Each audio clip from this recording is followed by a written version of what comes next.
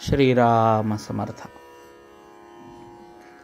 निरभिमानी परोपकार ही भगवंताची सेवाच. प्रत्येक मनुष्याला परोपकाराची बुद्धी असणे अत्यंत जरूर आहे. पण तो कोणाला शक्य आहे आणि कोणी करावा याचा विचार करायला पाहिजे. ज्या शेतात पाणी भरपूर पुरून उरत असेल त्याच शेतातले पाणी बाहेर टाकता येते आणि ते हितावहही होते. इतर शेतांच्या बाबतीत हे होत नाही. अशा शेताला पुरेसे पाणी कसे मिळेल याचाच आधी विचार करणे जरूर आहे. हीच दृष्टी परोपकार करणाऱ्या व्यक्तीने ठेवावी.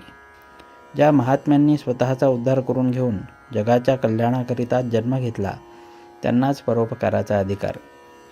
मग प्रश्न असा येतो की इतरांनी परोपकाराची बुद्धी ठेवू नये आणि तसा प्रयत्नही करू नये की काय? तर तसे नाही. परोपकाराची बुद्धी आणि प्रयत्न असणेच जरूर आहे. परंतु परोपकार म्हणजे काय आणि त्याचा दुष्परिणाम न होऊ देता तो कसा करता येईल हे पाहणे आवश्यक आहे. भगवंताची सेवा या भावनेने दुसऱ्याकरिता केलेली मेहनत याला परोपकार म्हणता येईल आणि त्यापासून नुकसान होण्याची भीती नाही. परंतु हे वाटते तितके सोपे नाही. कारण मनुष्याची सहज प्रवृत्ती अशी की थोडेसे काही आपल्या हातून झाले की ते मी केले, मी असा चांगला आहे अशा तऱ्हेचा विचार येऊन तो अभिमानाला बळी पडतो.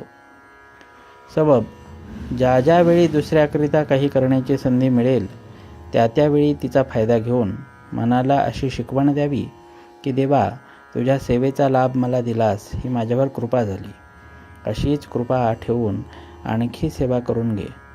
ही विचारसरणी जागृत राहिली नाही तर आपला कसा घात होईल याचा पत्ताच लागणार नाही. म्हणून अत्यंत जपून वागणे जरूर आहे. परोपकार याचा सरळ अर्थ परउपकार म्हणजे दुसऱ्यावर केलेला उपकार. यावरून असे लक्षात येईल की परोपकाराला दोन व्यक्तींची गरज लागते. एक उपकार करणारा आणि दुसरा उपकार करून घेणारा. जगातल्या सर्वसाधारण व्यक्ती पाहिल्या तर आपल्या स्वतःवरून असे दिसते की मी एक निराळा आणि प्रत्येक व्यक्ती आणि वस्तू मात्रागणिक सर्व जग निराळे.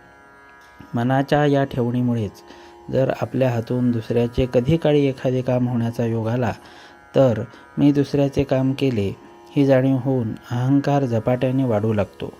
म्हणून परोपकाराच्या बाबतीत अत्यंत सावध राहण्याची सूचना सर्व संतांनी दिली आहे. नामात राहिले म्हणजे अहंकार नाहीसा होऊन सावधानता येते आणि चित्त शांत होते. जगात परोपकारी म्हणून नावाजलेले पण भगवंताचे अधिष्ठान नसलेले मोठे मोठे लोकसुद्धा मानाविनात कुठेतरी अडकल्या वाचून राहणार नाहीत. जानकी जीवन स्मरण. जय जय राम.